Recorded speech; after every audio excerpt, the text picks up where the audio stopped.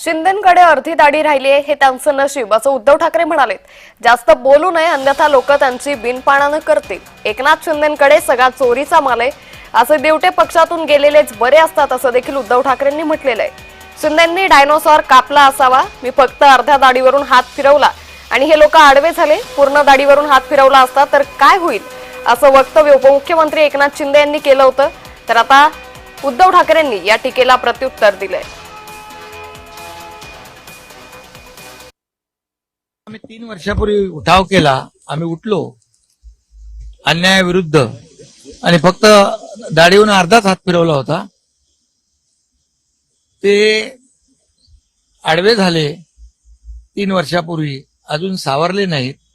आता कुणाचा तरी हात पकडून उठण्याचा प्रयत्न करतायत।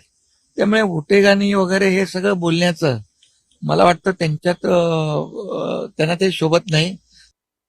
मी फक्त अर्ध्या दाढीवरून हात फिरवला, तेवढी राहिलं नशीब समजा। पूर्ण दाढीवरून हात फिरवला तर काय होईल कोणा त्यांचं असं ते म्हणतात। म्हणजे आपल्याला आव्हान आहे त्यांचं, जाऊ दे हो। आणि बघा अर्धा दाढीत इतकी ताकद कोणी निर्माण केली आहे? नाही, मुळामध्ये आता त्यांनी जास्त बोलू नये, लोक त्यांची बिनपाण्याने करतील, राहिल्या अर्धी ती पण काढतील।